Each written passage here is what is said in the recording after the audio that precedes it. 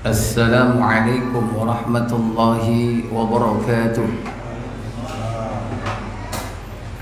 Innal hamdalillah nahmaduhu wa nasta'inuhu wa nastaghfiruh wa na'udzu billahi min sururi anfusina wa min sayyiati a'malina.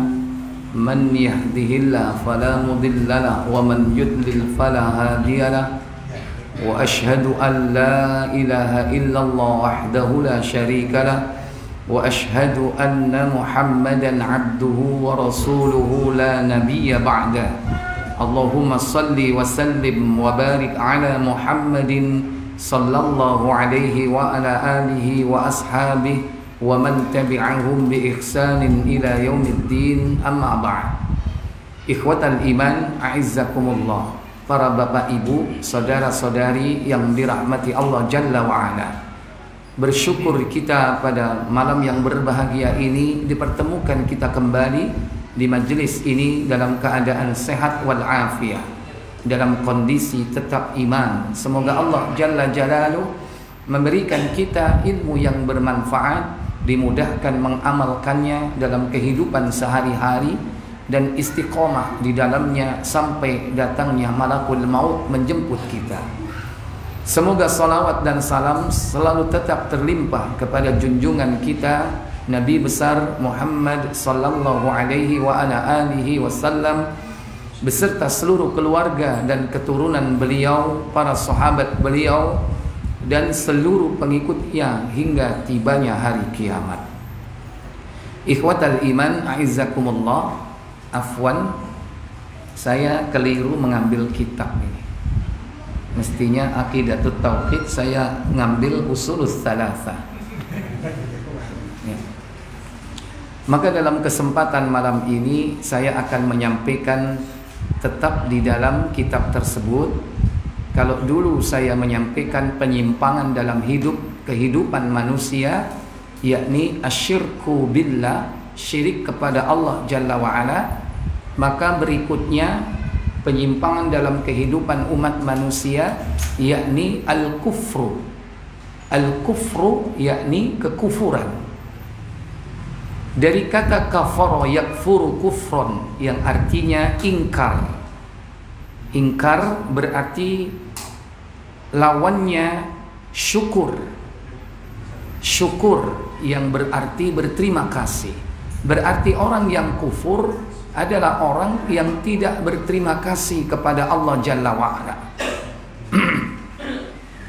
Perbuatannya disebut dengan kufur, adapun orangnya disebut dengan kafir. Maka kalimat kafir itu sudah menjadi bahasa yang lumrah di dalam Al-Quran. Tidak perlu diperhalus lagi. Tidak perlu diperhalus non-muslim atau ghairul Islam atau ghairul muslim. Maka siapapun yang ingkar kepada ayat-ayat Allah, tidak beriman kepada rukun-rukun iman yang 6, maka dia berarti telah kafir. Nah, ini merupakan penyimpangan dalam kehidupan umat manusia setelah syirik. Dan kufur ini para ulama membaginya menjadi dua. Pertama, kufur akbar, dan yang kedua kufur asghar. Kufur besar dan kufur kecil. Kufur besar dibagi menjadi 5 macam. Yang pertama yakni kufur takdzib, kufur karena kedustaan. Yang kedua kufur al-iba'a wal istikbar, kufur karena enggan dan sombong, sehingga dia enggan melaksanakan perintah karena yakni takabbur atau al-kibru, yaitu kesombongan. Yang kedua yakni kufur nifaq, kufur karena kemunafikan. Orang melakukan kemunafikan, bisa menjadi kufur dia. Yang keempat yakni kufur syak, kufur karena ragu-ragu di dalam agamanya, dalam keimanannya. Asyak au ar-raib, ragu-ragu. Yang kelima kufur al-i'rad atau kufur i'rad, yaitu kufur karena berpaling dari agama. Berpaling dari agama. Ini yang termasuk di antara kufur besar. Adapun kufur kecil di antaranya yakni bersumpah dengan menyebut nama selain Allah. Yang kedua, kufur karena melakukan dosa-dosa besar. Di antaranya al-qatlun nafs, yakni membunuh jiwa. Itu termasuk kufur, tapi kufur kecil. Termasuk di dalamnya contoh ketiga kufur kecil, yaitu kufur nikmat. Kufur terhadap nikmat Allah Jalla wa'ala. Seperti kekufuran seorang wanita kepada suaminya atas pemberiannya. Ini termasuk perbuatan dosa. Dan ini kufur kecil. Apa bedanya antara kufur besar dan kufur kecil? Mal farqu baina kufrul akbar wa kufur asghar? Perbedaan antara kufur besar dan kecil. Yang pertama, kufur besar pelakunya yakhruju minal millah, keluar dari agama.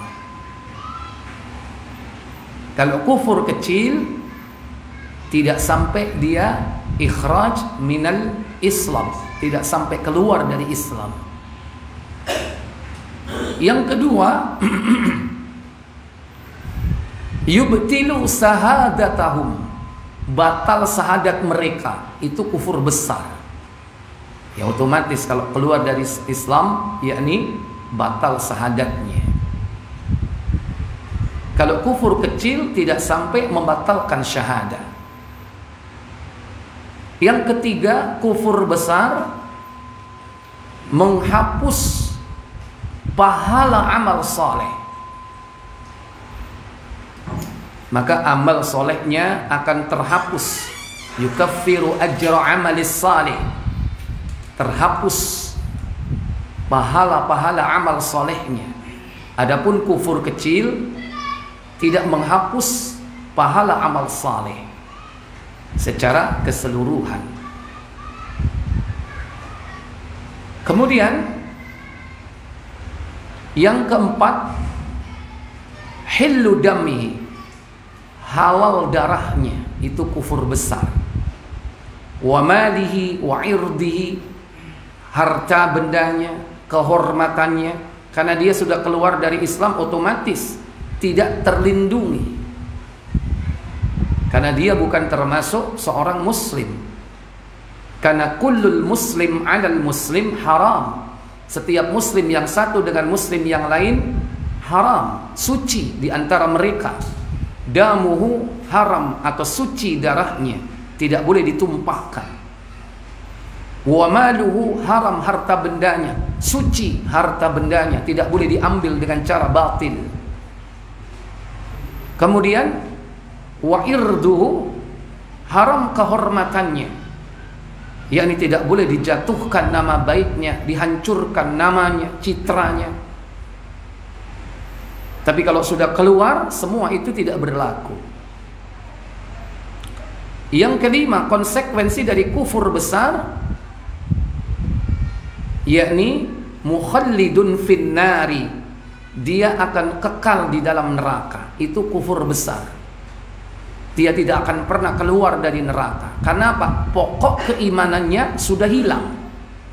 Sudah tidak ada lagi pokok keimanannya. Beda dengan kufur kecil, berkurang sebagian dari keimanannya, tapi pokok keimanannya masih ada. Makanya para ulama menyebut dengan al-kufru duna kufrin, sub kekufuran atau kufur kecil. Nah, sekalipun dia kufur kecil, tetap saja dia tergolong al-kabair, yaitu dosa besar. Maka seluruh dosa-dosa besar itu termasuk kufur kecil. Cuman tidak mengeluarkan pelakunya dari agama Islam. Nah, kufur besar inilah yang berbahaya, yang mengeluarkan pelakunya dari Islam. Maka yang pertama disebutkan tadi kufur besar, yakni apa? Kufur takdzib. Kufur karena apa? Dusta. Di mana dia mengatakan bahwa tadi malam aku telah mendapatkan bisikan, mendapatkan wangsit, mendapatkan wahyu. Dan inilah kedustaan atas nama Allah dengan kebohongan besar. Kata Allah Jalla wa'ala dalam surah Al-Ankabut 29 pada ayat 68, Allah Jalla Jalaluh berfirman, وَمَنْ أَظْلَمُ مِمَّنِ افْتَرَى عَلَى اللَّهِ كَذِبًا أَوْ كَذَّبَ بِالْحَقِّ لَمَّا جَاءَهُ أَلَيْسَ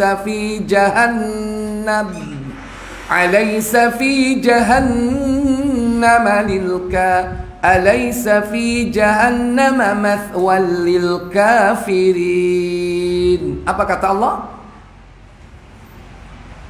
Dan siapakah yang lebih zalim daripada orang yang mengada-adakan kebohongan karena Allah? Dan siapakah yang lebih zalim daripada orang yang mengada-adakan kebohongan kepada Allah, atau orang yang mendustakan yang hak ketika yang hak itu datang kepadanya? Bukankah dalam neraka jahanam ada tempat bagi orang-orang kafir? Iya, Allah Jalla wa'ala berfirman, وَمَنْ أَظْلَمُ, siapa lagi yang lebih zalim, mimman iftara 'ala Allahi kadziban, daripada orang-orang yang membuat kedustaan atas nama Allah, au kadzdzaba bil haqqi, atau dia dustakan kebenaran, lamma ja'ahu, tatkala kebenaran itu datang kepadanya, alaysa fi jahannama, bukankah ada neraka jahannam, mathwal lil kafirin, sebagai tempat kembali bagi orang-orang kafir. Allah sebut dalam ayat ini di ujung ayat, yakni mathwal lil kafirin, neraka jahanam adalah tempat kembali bagi orang apa? Kafir. Berarti dia telah kafir. Gara-gara apa?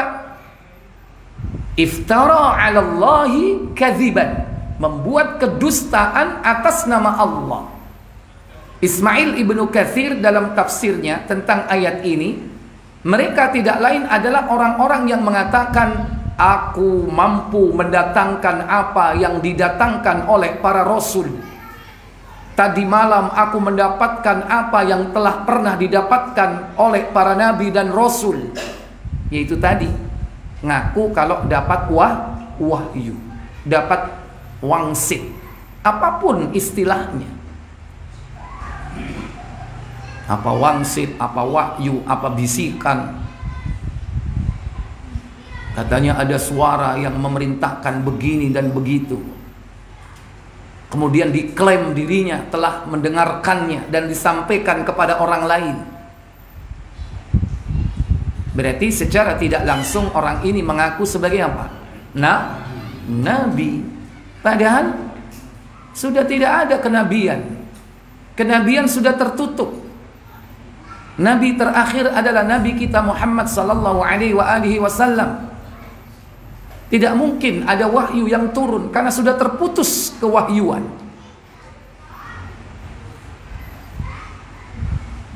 Maka orang seperti ini diancam oleh Allah dengan jahanam, termasuk juga para pengikutnya. Tidak lain mereka adalah nabi palsu dan para pengikutnya. Dan di dalam sejarah nabi palsu itu sudah muncul sebelum nabi wafat. Siapa nabi palsu pertama yang muncul sebelum nabi wafat?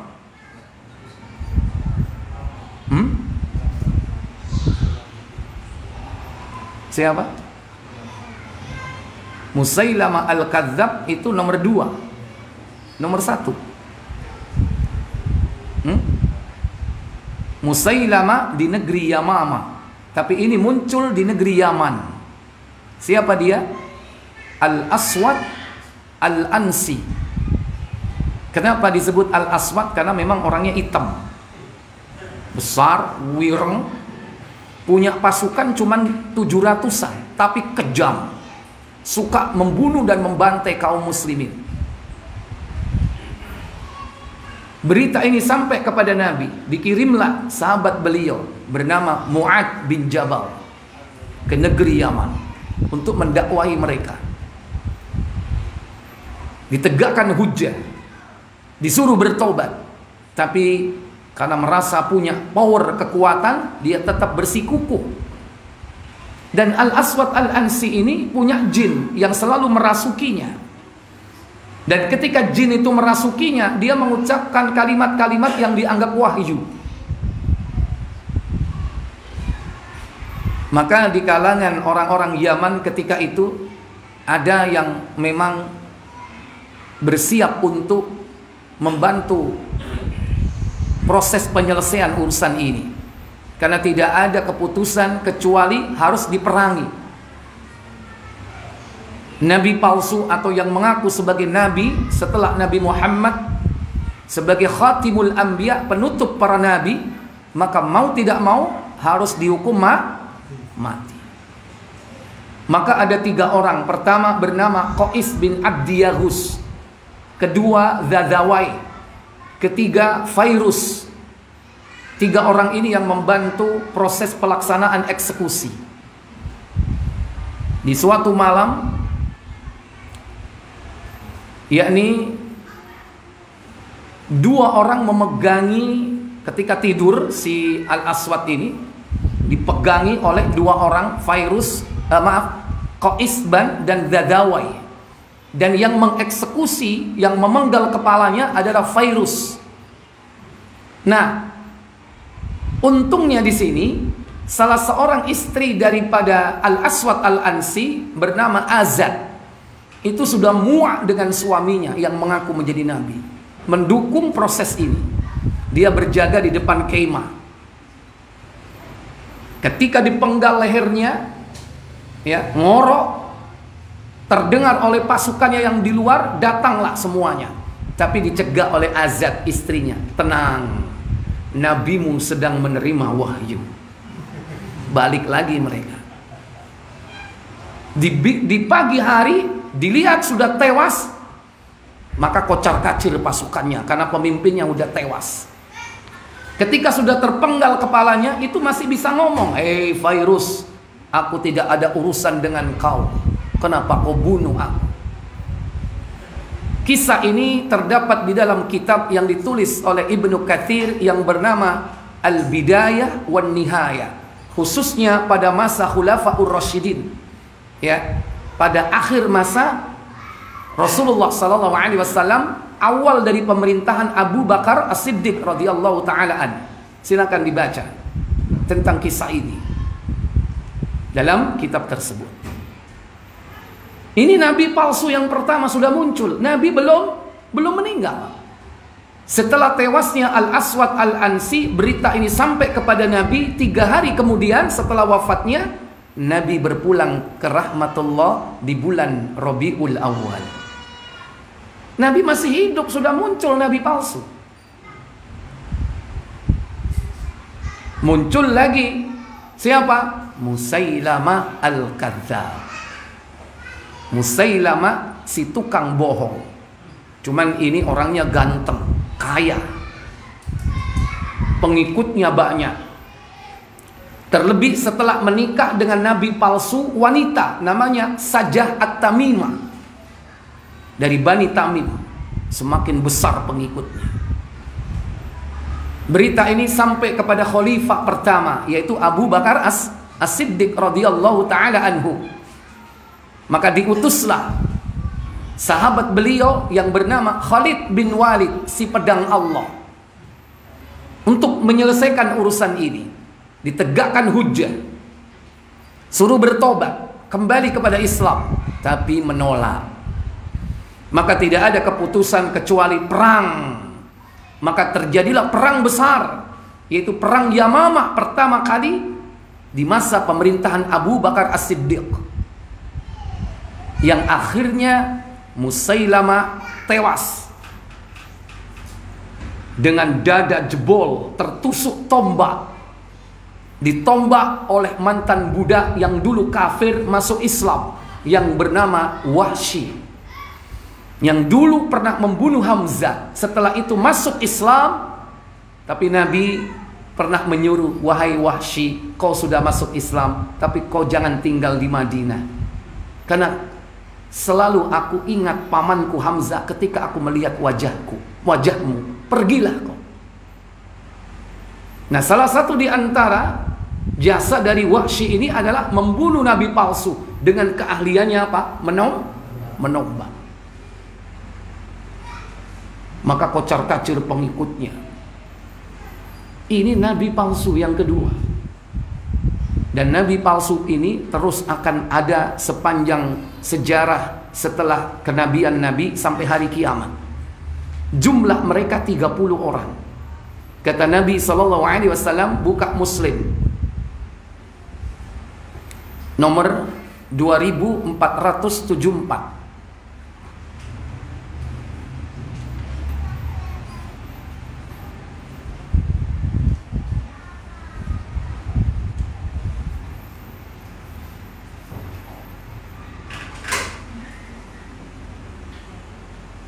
Silakan. Dari Abu Hurairah radhiyallahu an, dari Nabi sallallahu alaihi wasallam bersabda. Apa sabda beliau? Belum terjadi kiamat sebelum dibangkitkan para dajjal. La taqumus sa'ah, kata beliau. Tidak akan terjadi hari kiamat hatta yub'atsa dajjalun, hingga dibangkitkan para dajjal. Siapa mereka? Pembohong besar yang jumlahnya hampir 30 orang. Mereka adalah kadzabun, pembohong besar, qaribun min thalathin. Jumlah mereka sampai 30 orang jumlahnya. 30 orang. Ya, ini yang apa namanya? Dajjal besar. Kalau dajjal kecil itu para pendusta itu bukan 30, ribuan, jutaan. Siapa? Dukun, paranormal, ahli nujum, tukang santet, pembohong enggak itu? Pembohong itu, pendusta, tukang-tukang sihir. Dan itu jumlahnya jutaan. Tapi kalau yang satu ini jumlahnya cuma 30. Apa ciri mereka? Pembohong-pembohong besar ini? Semuanya mengatakan bahwa mereka adalah Rasulullah. Nah, ini ciri khususnya. Kulluhum yaz'umu annahu Rasulullah. Mereka semua mengklaim dirinya sebagai utusan Allah. Kalau ini nggak banyak, cuma 30. Mulai dari Al-Aswad, siji, Musailamah, loro, Al-Aswad Al-Ansi, telu, muncul lagi di Bani Abasyiyah, Tulaiha, kepapat atau keberapa ya? Yang dekat dengan zaman kita, yang banyak pengikutnya di seluruh dunia, siapa? Mirza Ghulam Ahmad. Itu tingkat dunia kan? Kelompoknya disebut apa? Ahmadiyah. Di seluruh negeri ada, termasuk di negeri kita ada nggak? Ada. Itu dari luar itu, keyakinan itu dari Lahore, India. Kalau lokal ada sendiri nabi palsu. Sopo? Musaddiq. Sebetulnya itu mengaku sebagai nabi karena dia apa? Mencampur ajaran Islam, Kristen, Yahudi, sinkritisme. Dia campur itu ajaran itu. Makanya dia sebut agamanya sebagai millah Ibrahim. Itu Musaddiq itu, dan dia ngaku sebagai nabi. Meneruskan ajaran millah Ibrahim katanya. Dan kelompoknya itu disebut Gafatar. Apa Gafatar? Gerakan Fajar Nusantara. Kan punya Darul Hijrah dia, tempat hijrah mereka di Kalimantan. Makanya banyak pemuda-pemuda ikut, tahu-tahu hilang. Ternyata di sana. Ikut gerakan Gavatar ini. Tidak lain adalah agama itu di balik itu. Mereka mengklaim agama Millah Ibrahim. Tokohnya Musaddek. Duh, sing wedok yo ono. Sapa iki? Lia Eden, dudu Eden. Kalau Eden itu surga. Jannatu Aden, ya kan? Dia mengklaim dirinya Lia Eden karena dia punya surga Aden katanya di rumahnya. Apapun yang di dalam rumahnya halal bagi dia. Dia awalnya ngaku Al-Mahdi, ngaku Jibril, akhirnya ngaku sebagai apa? Nabi. Nah, orang-orang seperti ini akan tetap eksis dari zaman ke zaman. Sampai puncaknya Nabi palsu terakhir, yakni siapa? Al-Masihud Dajjal, dengan ciri-cirinya buta mata sebelah kanannya, dia melihat dengan mata kirinya, tertulis di antara dahinya kafaro, artinya kafir. Bisa dibaca oleh siapapun orang yang beriman, baik yang tahu baca tulis atau tidak, karena yang membaca adalah imannya. Sekalipun dia ahli baca tulis, kalau dia kafir tidak akan bisa membaca huruf kafir di dahinya tersebut. Nah, itu nanti yang terakhir itu masternya Dajjal itu. Pendusta. Dia sendiri ya Dajjal. Dan Dajjal itulah yang disebut dengan Al-Masihud Dajjal. Kalau yang lainnya tidak disebut Al-Masih. Kalau ini satu-satunya yang disebut dengan Al-Masihud Dajjal. Ikhwatal iman a'izzakumullah. Jadi hati-hati. Baik yang mengklaim dirinya mendapatkan wahyu ataupun yang mengikutinya, para pengikutnya, dua-duanya sama-sama kufur. Karena disebutkan di situ iftara 'alallahi kadziban, membuat kedustaan atas nama Allah. Au kadzdzaba bil haq, atau dia mendustakan yang hak. Lamma ja'ahu, tatkala datang kepadanya. Bukankah ini para pengikutnya? Ketika datang kebenaran Nabi kita Muhammad, Al-Quran, As-Sunnah, dia tolak. Dia lebih cenderung ikut kepada orang yang mengaku sebagai Nabi itu. Kalau antum memikirkan, merasakan, seakan-akan aneh ya, laopo, wong gak jelas kok diikuti. Tapi bagi mereka, ketika mereka mengikuti tokohnya itu segala-galanya. Itulah kalau orang sudah dipalingkan hatinya oleh Allah Jalla wa'ala. Sesudah Allah memberikan petunjuk, dipalingkan, diputar balik hatinya. Makanya antum harus berdoa, Rabbana la tuzigh qulubana ba'da idh hadaitana wa hab lana min ladunka rahmah innaka antal wahhab. Ali Imran ayat yang ke-9 atau ke-8 kalau nggak salah. Rabbana, wahai Rabb kami, la tuzigh qulubana, jangan kau palingkan hati kami, ba'da idh hadaitana, setelah engkau memberikan petunjuk kepada hati kami, wa hab lana min ladunka rahmah, dan karuniakanlah kepada kami rahmat dari sisimu, innaka antal wahhab, sesungguhnya engkau adalah maha pemberi karunia. Ayat berapa ternyata? Ayat 8. Baca itu. Karena hati manusia itu bolak-balik. Kalau Allah memalingkan hati orang, bisa berubah. Awalnya ahlus sunnah bisa terbalik menjadi ahlul apa? Ahlul bid'ah. Begitu mudahnya. Awalnya ahlul tauhid lantas terbalik menjadi ahlus syirki, ahlus syirik. Awalnya ahlul ta'ah jadi ahlul maksiat. Kenapa? Karena hati. Maka berdoa kepada Allah supaya hati ini ditetapkan atas agama Allah Jalla wa'ala. Kenapa? Karena fitnah itu datang begitu dahsyat, bisa merubah orang beriman menjadi kafir. Yusbihur rajul mu'min wa yumsiya kafir. Di pagi hari dia beriman, sore hari dia jadi kafir. Wa yumsiya mu'min wa yusbihu kafir. Sore beriman, pagi menjadi kafir. Kenapa? Karena begitu dahsyatnya fitnah itu. Terutama datangnya Dajjal tadi itu. Makanya jangan sok ketika Dajjal datang ente mau lihat. Yo pose Dajjal dapure. Oh, bablas kok. Karena Dajjal itu penuh dengan dan latihannya itu sekarang ini. Ketika Dajjal-Dajjal kecil itu ada, jangan dilihat. Ono sulapan, wis aja ndelok. Pingin royo opo sih sulapan? Iku Dajjal, aja didelok. Nanti kalau ada Dajjal sungguhan, pasti kamu akan datang. Pernah nggak ada di lapangan sulapan? Ada nggak? Nah, sering delok nggak sampean? Aja delok. Hebat, dicoblos kene nih mlebu. Nek kok ngono sing coblos ya kan metu teko kene. Itu sihir. Itu Dajjal pendusta. Karena Dajjal itu membawa sihir, jangan dilihat. Termasuk bukan di lapangan secara offline, tapi kadang online juga di TV. Jangan lihat-lihat film-film yang di situ adalah sihir atau tayangan-tayangan hiburan. Di situ adalah apa? Ternyata kedustaan, kebohongan, sihir.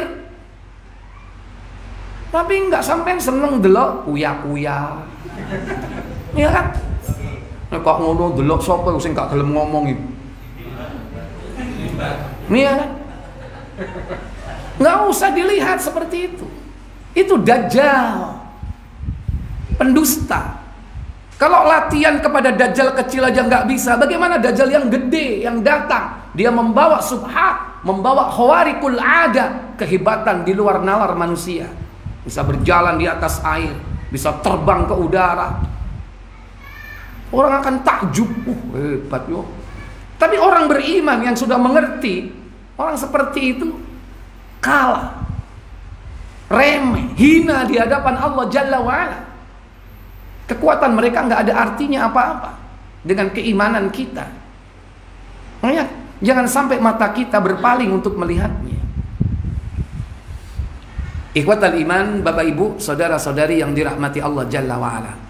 Termasuk di antara bentuk kedustaan atas nama Allah, yakni apabila seseorang itu meyakini bahwa Nabi Muhammad pernah melihat Allah.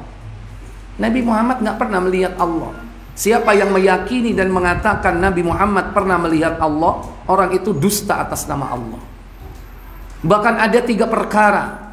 Kata Aisyah radhiyallahu taala anha, buka Muslim 143.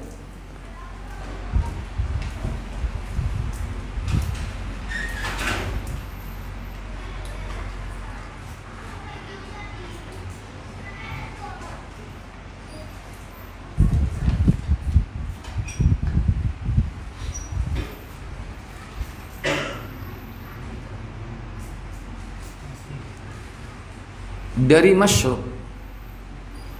Masruq radhiyallahu anhu katanya, pada suatu waktu ketika aku duduk dekat Aisyah radhiyallahu anha, dia berkata. Apa kata Aisyah radhiyallahu taala anha? Hai Abu Aisyah. Ya Abu Aisyah. Ya Abu Aisyah ini yang dimaksud ya Masruq. Masruq al-Ajda namanya. Dia salah seorang pembesar tabi'in. Dia punya kunya namanya Abu Aisyah. Dia punya anak namanya Aisyah.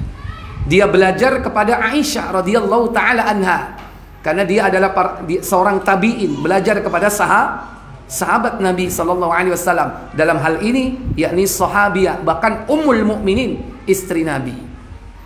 Apa kata Aisyah berikutnya? Ada 3 perkara, barang siapa mengatakan salah satu di antaranya, maka berarti orang itu mengatakan suatu kebohongan besar terhadap Allah. Iya, kebohongan besar kepada Allah. Kata Nabi, kata Aisyah, salasatun, ada 3 perkara. Man za'ama, jika salah seorang di antara mereka, salasatun, man takallama biwahidatin, siapa yang mengucapkan salah satu di antara 3 perkara tersebut, faqad a'dhama 'alallahil firyah, sungguh dia telah melakukan kebohongan besar kepada Allah Jalla wa'ala. Kemudian Masruq bertanya, Apa kata dia? Aku bertanya, apakah itu? Jawabnya, siapa yang mengatakan bahwa Muhammad SAW pernah melihat rohnya, maka dia itu sesungguhnya telah mengadakan kebohongan besar terhadap Allah. Nah, ini yang pertama. Man za'ama anna Rasulullah sallallahu alaihi wasallam ra'a rabbahu. Siapa yang mengatakan bahwa Muhammad sallallahu alaihi wasallam melihat Rabbnya, faqad a'dhama 'ala Allahil firya, sungguh dia telah berdusta dengan kebohongan besar kepada Allah Jalla wa Ala. Ketika Aisyah mengatakan begitu, Masruq kaget. Dia duduk bersandar, lantas duduk tegak. Apa katanya? Kata Masruq, ketika itu aku sedang bersandar, lalu aku duduk seraya berkata, apa katanya? Ya Ummul Mukminin, tunggu sebentar dan janganlah tergesa-gesa. Intaziri fala ta'jilini. Tunggu sebentar, jangan tergesa-gesa. Ya Aisyah.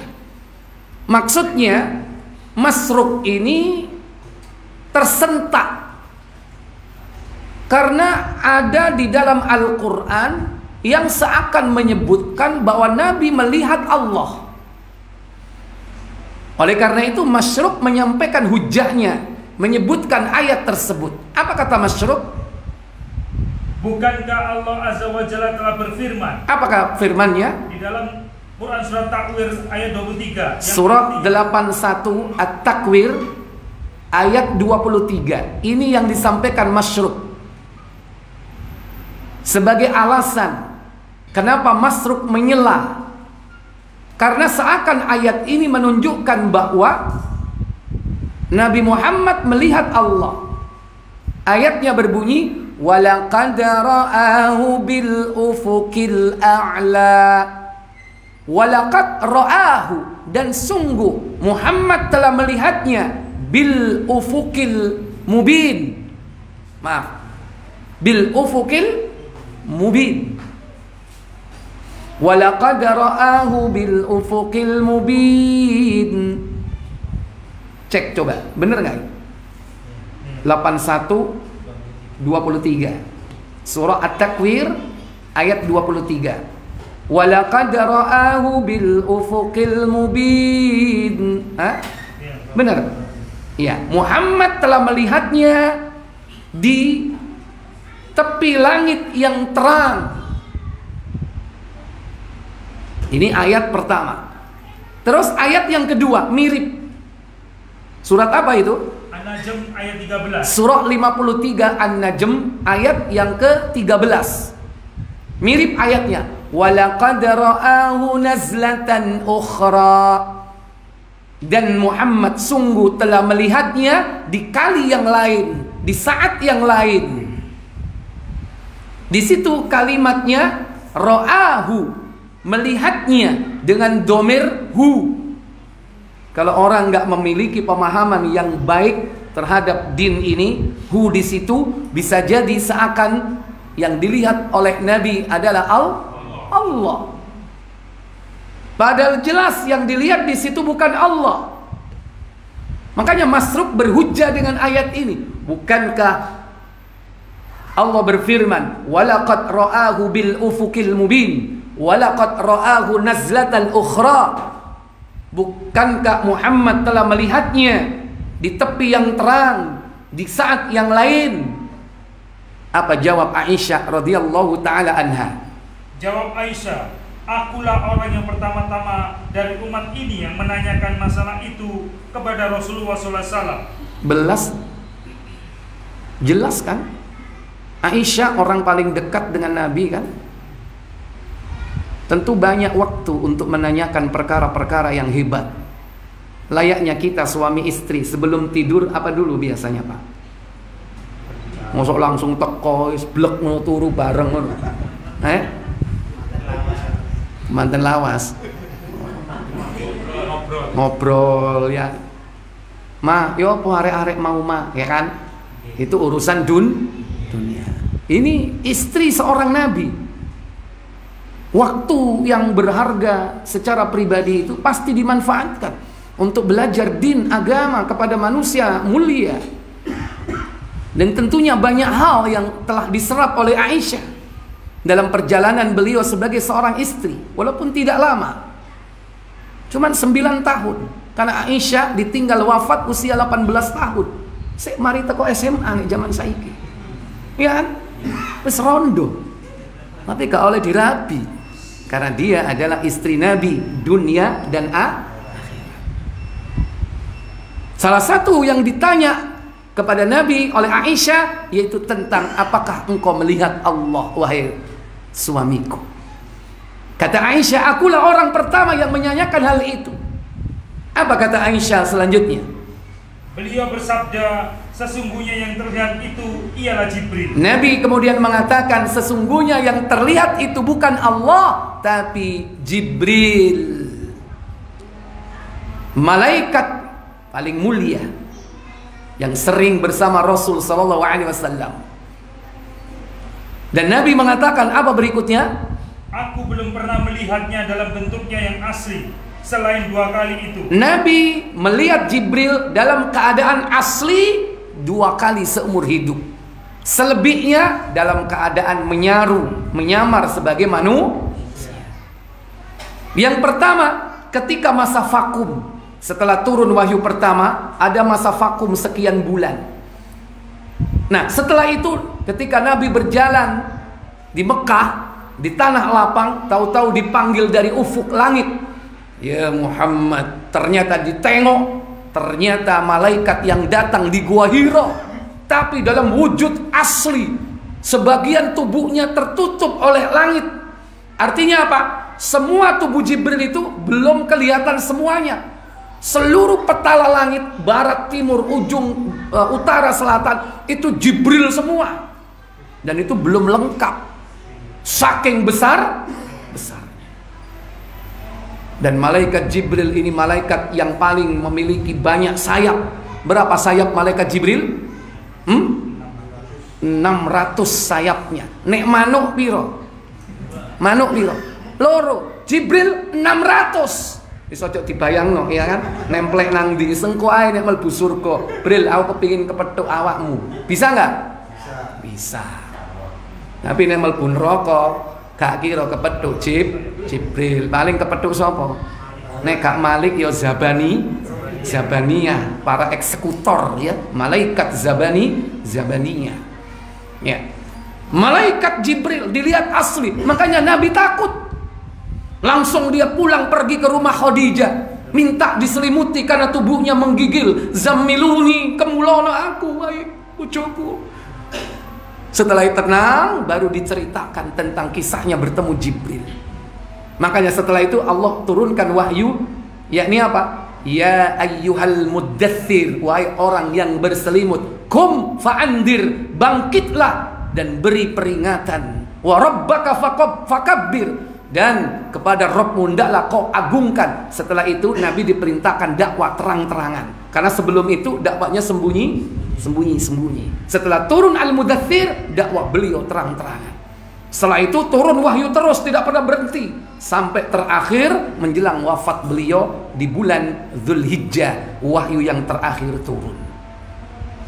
Nah, itu yang pertama. Yang kedua, ketika Nabi Isra dan Mi'raj, saat di Sidratul Muntaha, malaikat Jibril dilihat dalam kondisi asli, lengkap, sempurna. Bahkan jarak beliau dengan Nabi SAW cuman 1 busur panah saja. Begitu dekatnya. Itu 2 kali. Nah, selebihnya dalam kondisi menyamar sebagai manusia. Iki wis adzan ta. Ya wis adzan dhisik. Silakan.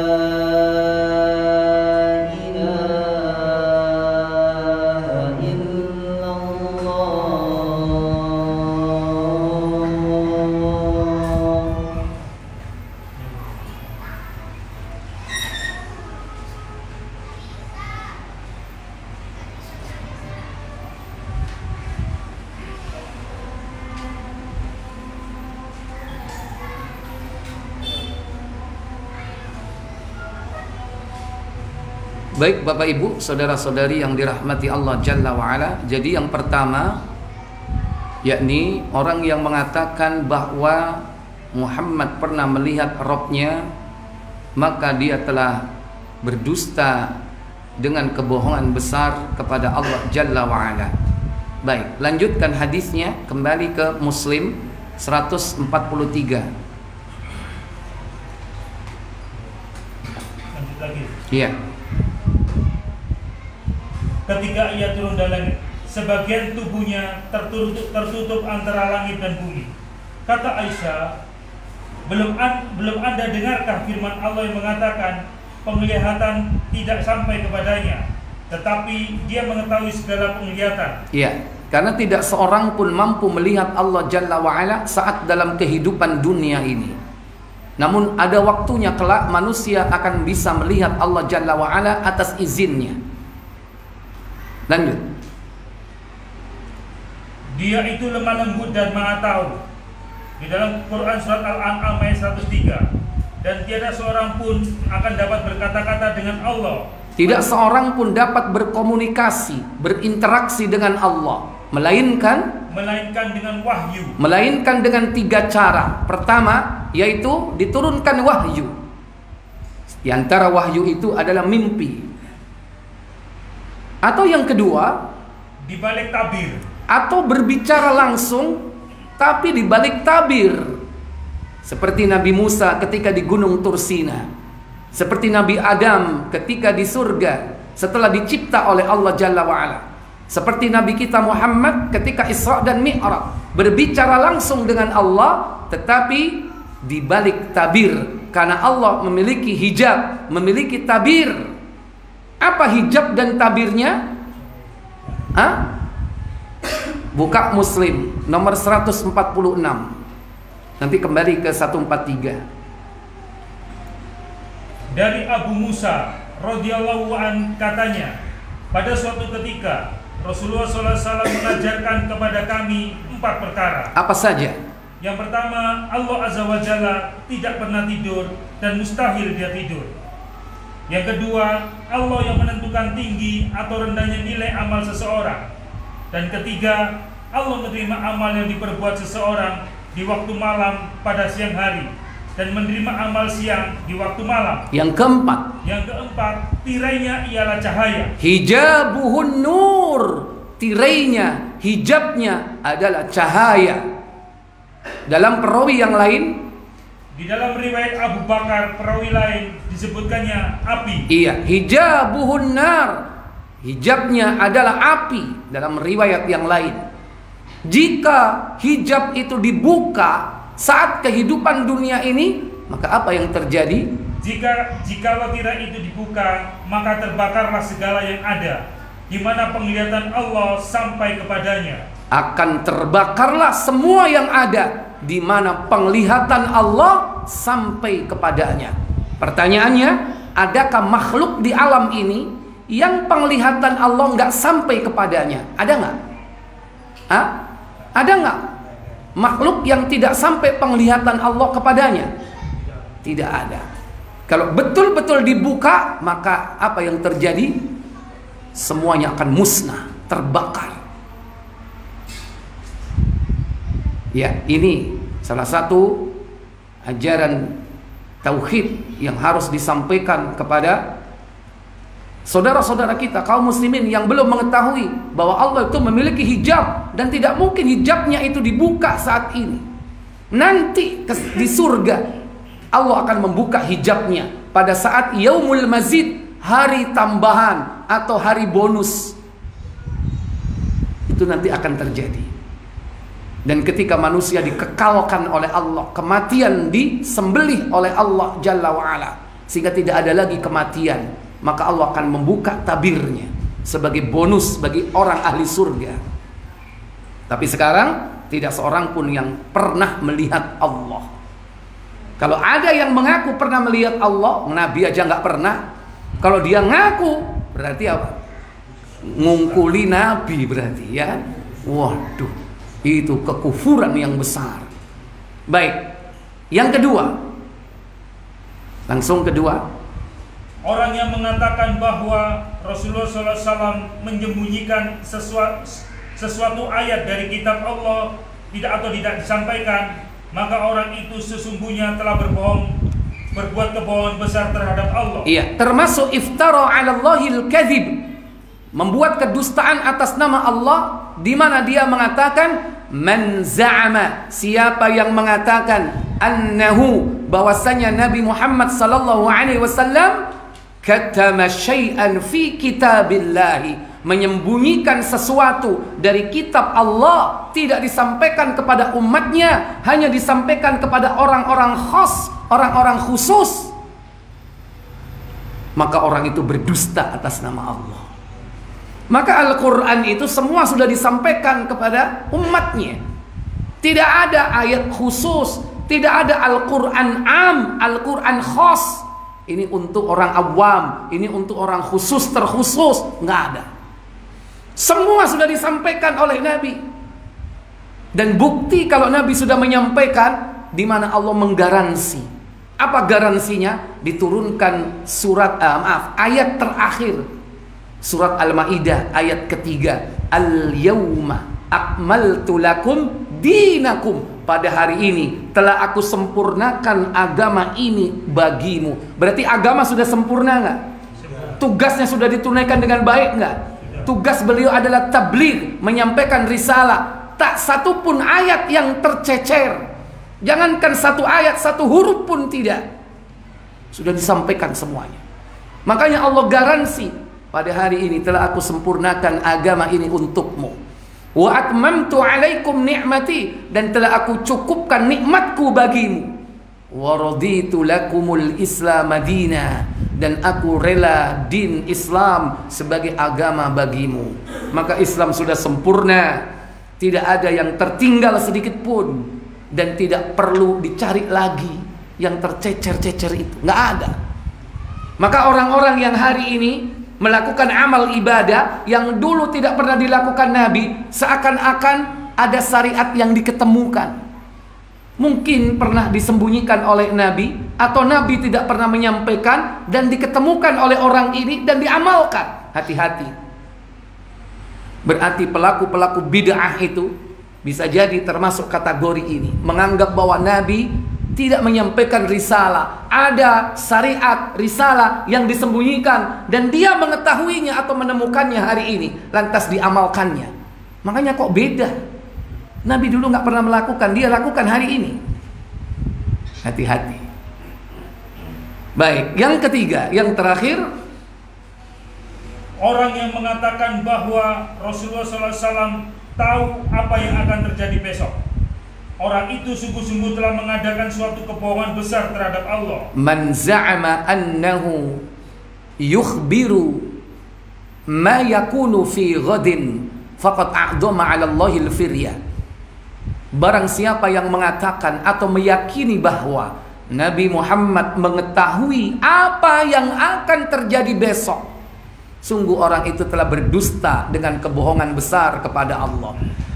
Nabi kita Muhammad gak ngerti, gak tahu perkara yang gaib kalau tidak diberitahu oleh Allah. Nabi kita ini tahu perkara yang gaib setelah diberitahu oleh Allah. Kalau gak diberitahu, beliau tahu gak? Gak tahu. Lho sing nemen iku saiki. Kadang wong ditekoni, "Mbah, ya opo, Mbah? Nasibku 10 tahun maneh, Mbah." Lah wong Nabi aja lah nggak tahu, kok dia datang ke orang ingin diramal. Bagaimana hokinya, bagaimana peruntungannya, bagaimana nasibnya. Padahal dia bukan apa-apa. Nabi kita aja nggak tahu apa yang akan terjadi besok. Nabi tahu itu setelah diberitahu, diberi wahyu oleh Allah, baru beliau tahu. Kalau nggak tahu. So, orang sekarang ini menganggap ada orang yang tahu segalanya. Datang ke ahli nujum, datang ke paranormal, pengen diramal. Isu sing keblinger, sing ditekani apa sing nekani? Hah? Sing nekani. Lah iya. Padahal dibujui yo gelem ae. Mbah yo apa Mbah, ramalen tanganku Mbah. Biasanya tangan sing ndi? Kok kiwa apa tengen? Koru kon. Ayo kon. Ayo.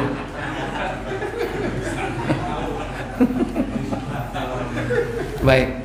Ya, jadi ini mungkin yang bisa saya sampaikan. Insya Allah ke depan kita akan lanjutkan pembahasan kitabnya. Afwan ya. Ini tadi pembahasan tentang kufur, masih baru 1 poin, kufur besar. Sebelum saya tutup, silakan saya beri waktu untuk bertanya. Fadhol. Ya. Tadi dijelaskan bahwa kufurnya istri itu seringkali dengan suami. Tapi jika ketika istri mau meninggal, suami ini berikrar, saya sudah ridho semuanya. Maka itu bisa jadi jalan. Iya. Itu suami yang soleh berarti. Suami yang soleh.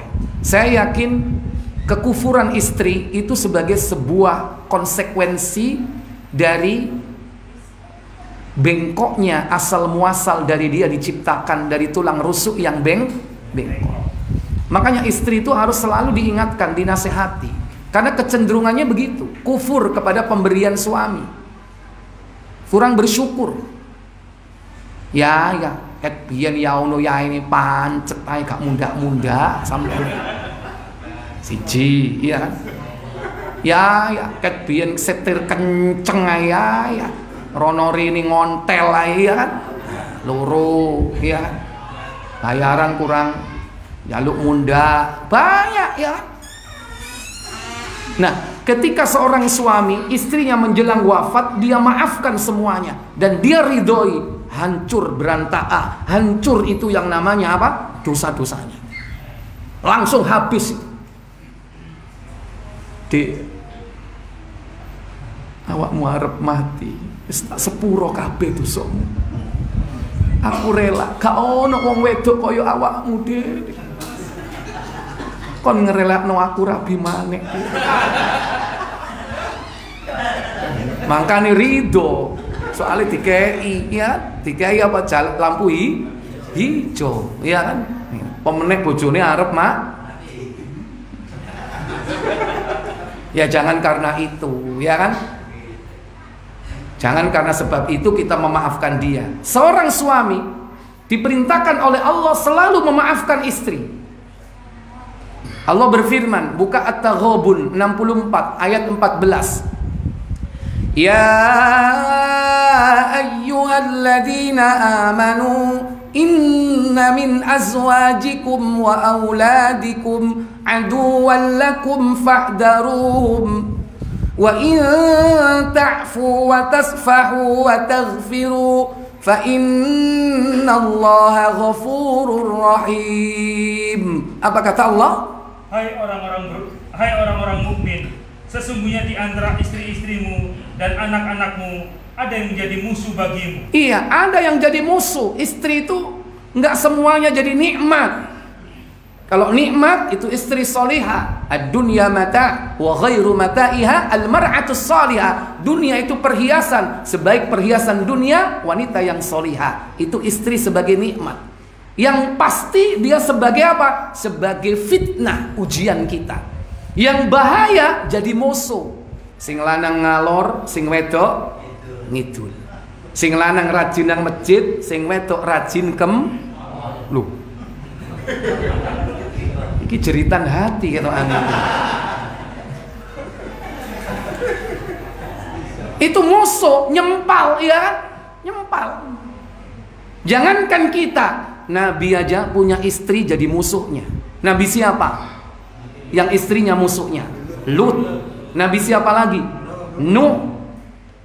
Nabi itu punya istri jadi musuh. Tapi dipegat nggak ambil Nabi? Dipegat nggak? Enggak, tetap dididik. Iya kan? Makanya sampean yo ngono ojo pegat-pegat ae, masih dadi musuh. Di-upgrade. Ya, Core 2 tingkatkan Pentium 1, ya kan? Sampai Pentium berapa? Wis ka usum saiki. Ya, tingkatkan, di-upgrade istri kita. Biyen gak jilbaban ya, saiki tambah rutin, segep, nutup aurat, brukut. Itu berarti di-upgrade. Ya, baik. Jadi musuh. Kata Allah ada 4 tips. Fahdaruhum, berhati-hatilah kalian kepada mereka. Hati-hati. Ya, jangan lengah. Yang kedua, Wa in ta'fu, jika kau memaafkan dia. Wa tasfahu, dan tidak memarahinya. Memaafkan. Rumah tangga tidak akan langgeng kalau tidak ada saling memaafkan. Kita pasti punya kelebihan dan punya kekurangan. Kuncinya saling memaafkan. Makanya seorang suami harus sering-sering memaafkan istrinya. Dan seorang istri harus ngimbangi apa? Sering-sering minta maaf kepada suami. Kenapa? Karena pasti ada kesalahan-kesalahan yang ditolerir oleh suaminya. Dijarno, wis jarno ya apa maneh wis bojoku. Ngolek maneh ya ka oleh. Ya wis ana iki apa diramut. Iya kan? Banyak hal-hal yang dimaklumi. Makanya diimbangi. Seorang istri sering-sering minta maaf kepada suami. Pagi-pagi bangun tidur salaman. Bi, sepurone aku bi yo. Dicium tangannya.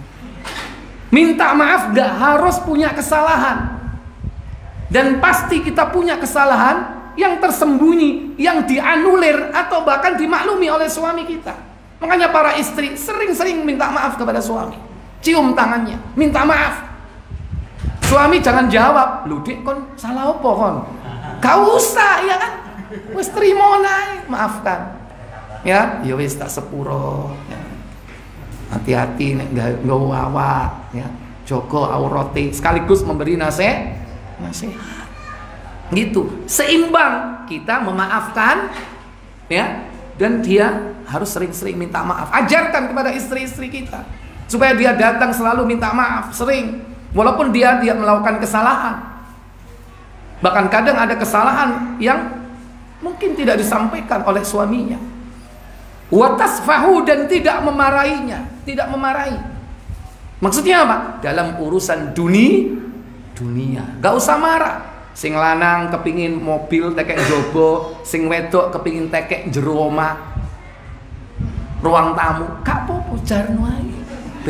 Eman, dia kan ngalau. Urusan dunia gak itu? Dunia. Ngalah saja, gak usah marah. Ya. Sampai anadus dompetnya dijupuk, kelir abang telu. Ya kan? Begitu selesai, lu kok hilang 300 iki sapa iki? Marah enggak, Pak?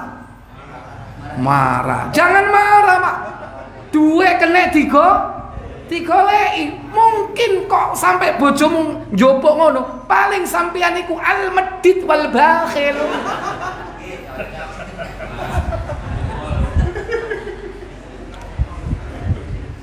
Itu dunia, maafkan. Tapi kalau dalam urusan syar'i, sholat telat, sholat asar ditunda-tunda sampai jam 5, hampir setengah 6. Marah nggak itu?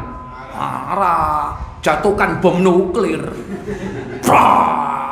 Marah besar kalau dia menunda-nunda sholat. Jadi marahnya karena Allah, marah dalam urusan syar'i. Metu gak kondo goncengan mbek wong lanang. Marah nggak? Lu Ustaz jaket hijau Ustaz. Alias apa? Ojek. Marah nggak sampean? Halo?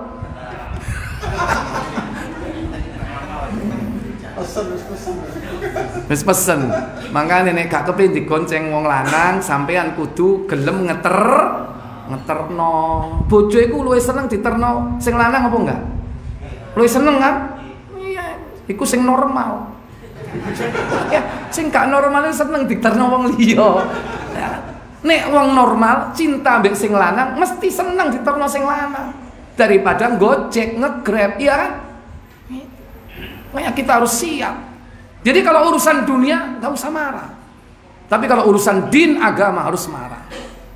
Ya, lebih-lebih ketika tadi sudah tahu akhir menjelang kematian, kita merelakan dan ridho kepadanya. Oh, itu karunia besar bagi seorang wanita, ridho seorang suami.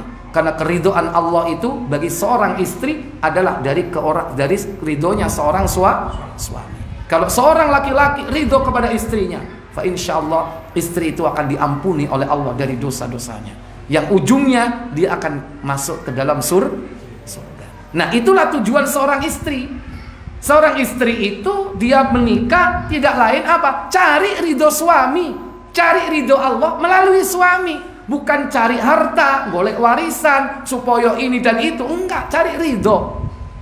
Makanya bagi istri yang belum punya suami, segera nikah. Tujuannya apa? Tujuannya cari ridhonya suami. Masih jadi yang kedua, yang ketiga, relao. Sing penting oleh ridho. Wa akhiru da'wana walhamdulillahi rabbil alamin. Subhanakallahumma wa bihamdik, asyhadu an la ilaha illa anta, astaghfiruka wa atubu ilaik. Wassalamu alaikum warahmatullahi wabarakatuh.